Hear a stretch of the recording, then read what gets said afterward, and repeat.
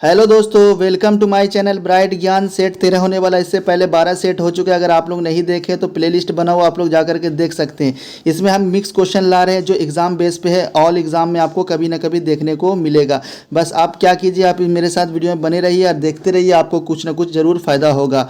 और हाँ, ये चीज़ है कि आप लोग देखते हैं वीडियो बिना सब्सक्राइब किए, बिना लाइक किए, कॉमेंट किए चले जाते हैं। चलिए, लाइक कॉमेंट नहीं कीजिए, कम से कम सब्सक्राइब कर लीजिए, ताकि कभी आपके सामने आई वीडियो, आज आपका वीडियो अच्छा नहीं लग रहा मगर एक न एक दिन आपको अच्छा लगेगा। ठीक है, इसलिए आप कम से कम वीडियो को लाइक ना कर सकते हैं तो कम से कम चैनल को सब्सक्राइब कर दीजिए। ठीक है, और वीडियो पूरा देखिए। अगर आपके पास टाइम नहीं है, आपको ज़रूरत नहीं है इस वीडियो की, तो फिर भी कम से कम सब्सक्राइब कर दीजिए।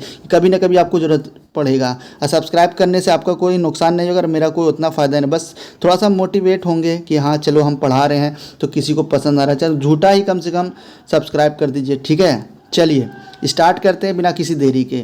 पहला सवाल है कि कपड़ा सुखाने वाला मशीन होता है ना, और दूध से मक्खन निकालने वाला जो मशीन होता है, देखा होगा आप। तो कपड़ा सुखाने वाला मशीन को आपने देखा होगा, जब आप कपड़ा डालते हैं पानी डालने के बाद, तो बीच में देखा होगा कि मोटर टाइप पे लगा हुआ नीचे में वो घूमता है, तो ये सेंटर की तरफ होता है। वैसे मक्खन आप देखे होंगे, आप कभी देखे होंगे तो बीच से इस तरह से घुमाता है, मक्खन निकलता रहता है किनारे किनारे। ठीक है, तो आप याद कीजिएगा, एक होता है अपकेंद्र बल, एक होता है अभिकेंद्र बल। तो आप एक याद कर लीजिए, दूसरा आपको याद हो जाएगा। अपकेंद्र में क्या होगा, सेंटर की ओर से लगेगा, और अभिकेंद्र में क्या होगा, सेंटर की ओर लगेगा। सेंटर की ओर से लगेगा और सेंटर की ओर लगेगा, मतलब बाहर से लगेगा। आप देखा होगा मौत का कुआं, वो अभिकेंद्र बल पे काम करता है, किनारे किनारे रहता है ना, बीच में नहीं रहता। तो याद रखिएगा, आप केंद्र बल का आपको याद होना करे, आप केंद्र की ओर, आप केंद्र की ओर से स्टार्ट होगा। ठीक है, चलिए अगला क्वेश्चन देखिएगा। एक अश्व शक्ति बराबर होता है, अश्व शक्ति का मतलब क्या होता है, हॉर्स पावर। आपने सुना होगा कि मोटर वगैरह जो लगता है समरसेबल का, बोलता है ना 2 HP 3 HP का मोटर है। मतलब क्या है, 746 वाट का एक मोटर है, एक HP है, और 2 HP हो गया, उसका दुगना कर दीजिए। मतलब कि अगर आपका 1 घंटा चलेगा तो क्या होगा, 2 यूनिट उठ जाएगा आपका मोटर से। ठीक है, समझ गए। 746 वाट होता है, याद कर लीजिएगा। हॉर्स पावर, हॉर्स मीन्स क्या होता है, घोड़ा, पावर, तो घोड़े के पावर से उसको रिलेट किया गया। चलिए अगला क्वेश्चन देखिएगा। लेंस की क्षमता का एसआई मात्रक क्या है। तो लेंस की क्षमता का एसआई मात्रक होता है डायोप्टर। ठीक है, डायोप्टर। तो आप याद कर लीजिएगा, लेंस की क्षमता का एसआई मात्रक होता है डायोप्टर। ठीक है, चलिए अगला क्वेश्चन देखिएगा। फिर है रेटिना पर बना प्रतिबिंब होता है। देखिए, और एक बात और, हम ऑप्शन ABCD क्यों नहीं लाते। हम जानते हैं कि आपको जैसे मालूम होगा तो आप ABCD करके आप भगा के देख लोगे, ठीक है, मगर आप ऐसे देखो, आपको हम ज़्यादा ज्ञान देने के लिए इस तरह से ला रहे हैं, वरना वो तो मुझे और ज़्यादा आसान होगा। Option number A, option number B करके हम आगे बढ़ जाएंगे। ठीक है, मेन है हमको अब ज़्यादा से ज़्यादा क्वेश्चन आपको याद कराना।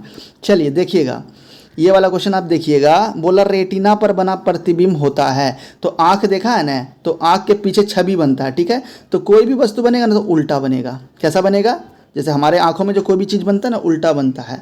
लेकिन दिमाग क्या करता है, उसको सीधा करके दिखाता है, इसलिए हमें क्या लगता है, सीधा दिखता है। ठीक है, तो अब याद रखिएगा, हमारे आंख में उल्टा दिखेगा। उल्टा हमेशा वास्तविक होगा। वास्तविक मतलब होता है रियल। आप याद कैसे करोगे, देखो बात रहा है रियल।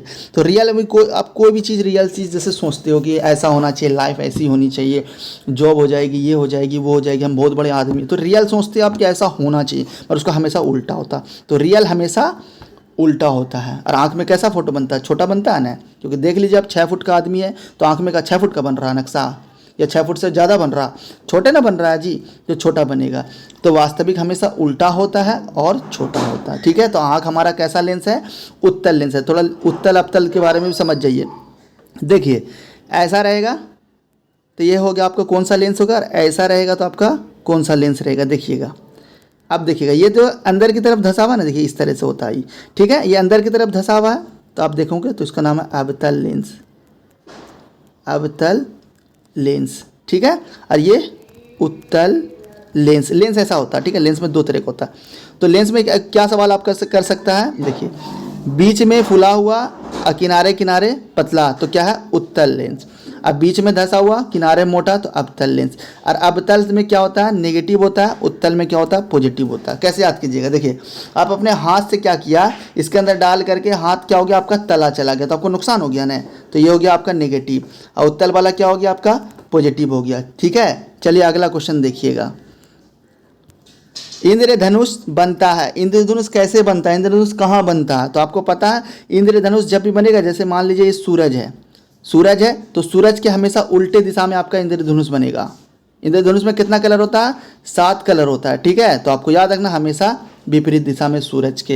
ये कब होगा? जब बारिश होगी तब। किधर? जिधर इंद्रधनुष बन रहा उधर बारिश होनी चाहिए, तब ना। जहाँ पे बारिश होगी वहाँ पे आपका क्या बनेगा? जरूर बनेगा। ठीक है, क्योंकि ये सूर्य किरण क्या होता है, उस बारिश के बूंद से टकरा करके 7 रंगों में विभाजित हो जाता है। ये 7 रंग में विभाजित क्यों हुआ? ये किसका काम किया? प्रिज्म का।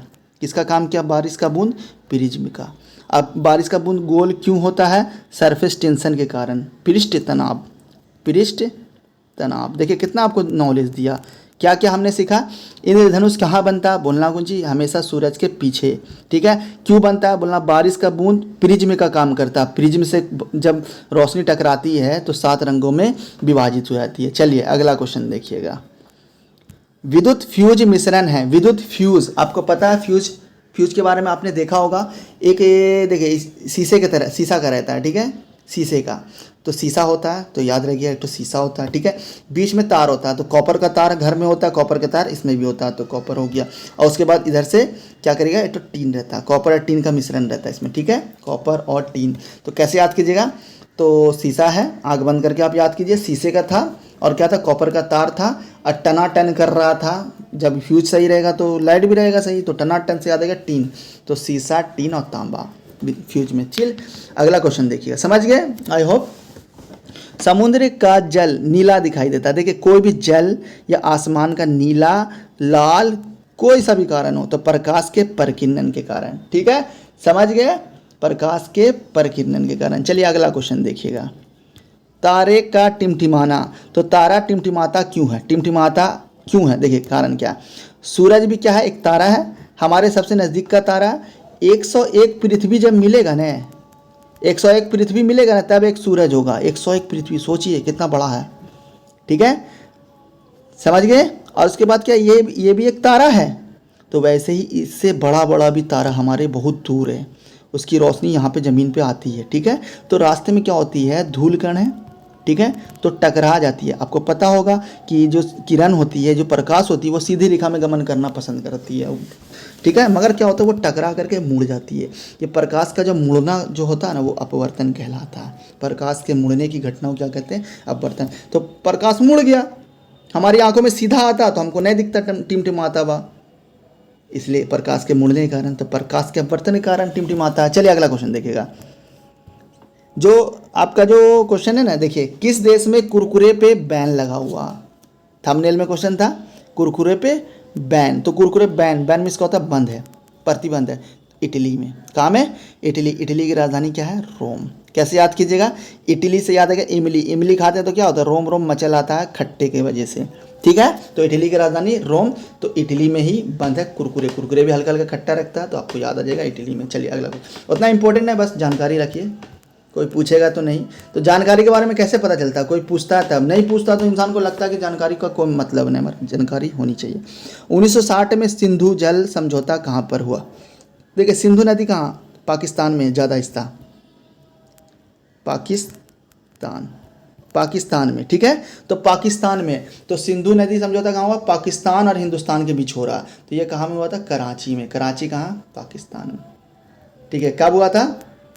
आपको पता है कब हुआ था? 1960 में हुआ था। ठीक है, याद रखिएगा। चलिए अगला क्वेश्चन देखिएगा। भारत और श्रीलंका के मध्य कौन सी जल संधि है? जल संधि, संधि मतलब होता है जोड़, ज्वाइंट। जैसे कि ये हिंदुस्तान है, ठीक है, मान लीजिए ये है आपका श्रीलंका, इसके बीच पानी है ना, जो राम सेतु बना हुआ था, श्रीलंका जो गए थे, अभी फिल्म भी देखे होंगे आप लोग। तो ये राम सेतु है, इधर वाला होता है हिंदुस्तान से सटा हुआ, तो राम सेतु है, इधर वाला आदम्स पुल है, नाम है उसका। ठीक है, तो श्रीलंका जाता है कहाँ से? तमिलनाडु से। याद हो गया आपको? तो ये जो पानी जो जोड़ा हुआ है ना इस दोनों देश को, तो इसी बोलते हैं इसको जल संधि। ये का पाक जल संधि। कैसे याद करोगे? अपना हिंदुस्तान पाक है, श्रीलंका के पास गया है, तो आपसे इससे रिलेट कर सकते हैं। पाक जल संधि श्रीलंका और अपना हिंदुस्तान के बीच है। चलिए अगला क्वेश्चन देखिएगा। देखिए याद हो रहा है ना? एकदम याद होगा। बलफाक्रम राष्ट्रीय उद्यान कहाँ है? तो मेघालय में है। मेघालय की राजधानी शिलोंग। क्या है? शिलोंग। कैसे याद करें? मेघालय। तो मेघालय में आपको पता है, मेघालय में सबसे ज़्यादा बारिश होती है कहाँ में? मासिनराम में। मासिनराम में, याद रखिएगा, देखिए राम ना भगवान राम, मासिनराम में, मेघालय के। तो मेघालय की राजधानी शिलोंग। मेघ मतलब क्या होता है? बादल। तो बाल फकराम से क्या याद कीजिएगा? बाल जो है ना, बाल भीग गया इंसान का कब? बारिश होगी तब। तो याद हो गया होगा। आप देखिए, मेघालय की राजधानी शिलोंग, ठीक है। और मासिनराम में सबसे ज़्यादा बारिश होती है। अब बाल फकराम के बाद बोलेगा तो आप याद कीजिएगा बाल, तो बाल भीग गया बारिश से, तो मेघालय याद आ जाएगा आपको। देखिएगा, आप ऐसे ऑप्शन देखिएगा, आपको याद आ जाएगा। 8वीं अनुसूची में कितनी भाषा है? देखिए 8वीं से याद कीजिएगा आभा, और उसे ओ अगर 8 हो 8, इससे हो गया। अब भा से हो गया भाषा, ठीक है। तो 8वीं अनुसूची में किसके बारे में लिखा हुआ? भाषा। ये आ जाएगा। कितना भाषा है? 22 भाषा। चलिए अगला क्वेश्चन देखिएगा। भारत में अंग्रेजी भाषा को आधिकारिक रूप से कब जोड़ा गया? भारत में अंग्रेजी लैंग्वेज, तो याद कीजिएगा एकदम 1949, देश आज़ाद होने के 2 साल बाद। कैसे? सितंबर, 14 सितंबर, ठीक है। सितंबर से याद आएगा अंग्रेजी भाषा को नहीं दिया गया था मान्यता, तो सितम हो रहा था, तो सितंबर याद आएगा। तो 14 सितंबर 1949 आपको याद हो गया होगा। 1949 सितंबर आपको पक्का याद हो गया। 14 सितंबर 1949, ठीक है। चलिए अगला क्वेश्चन देखिएगा। तीनों सेनाओं का प्रमुख कौन होता है? 3 सेनाओं से मतलब क्या होता है? जल सेना, थल सेना और वायुसेना। तो ये प्रथम व्यक्ति कौन होता है? राष्ट्रपति। अभी राष्ट्रपति कौन है? द्रौपदी मुर्मू। द्रौपदी मुर्मू लेडीज है, संथाली जात की है, लेडीज है, ठीक है। तो महिला भी बन सकती है, तो महिला को भी पावर में रहना चाहिए, ठीक है। तो राष्ट्रपति हो गया, तीनों का प्रमुख हो गया, जल थल वायुसेना, ठीक है। द्रौपदी मुर्मू अभी करंट में है। इसको हम क्या बोलते हैं? राष्ट्रपति को प्रथम व्यक्ति, प्रथम नागरिक। चलिए अगला क्वेश्चन देखिएगा। ताजमहल किस नदी के किनारे बता? ताजमहल कहाँ पता है आपको? आगरा में। आगरा कहाँ पड़ता है? उत्तर प्रदेश में पड़ता है।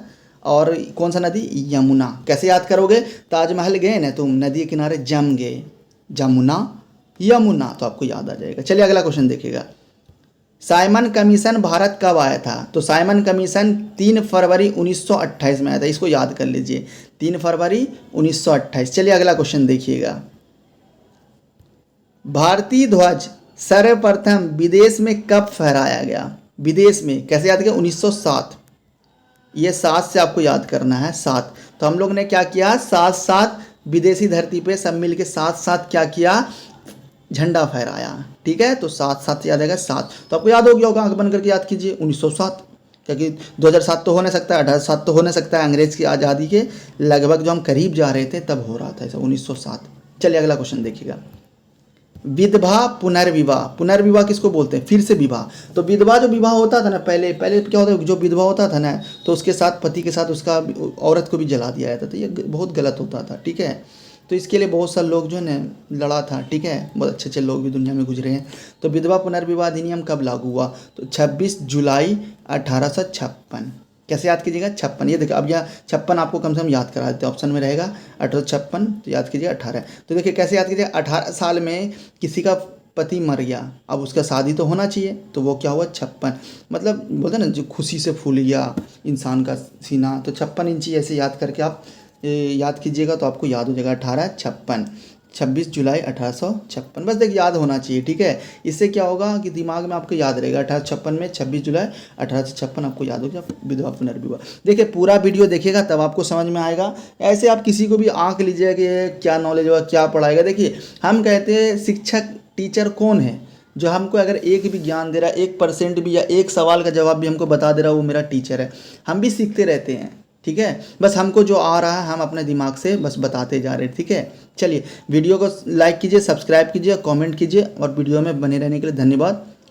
चलिए, थैंक यू फॉर वॉचिंग।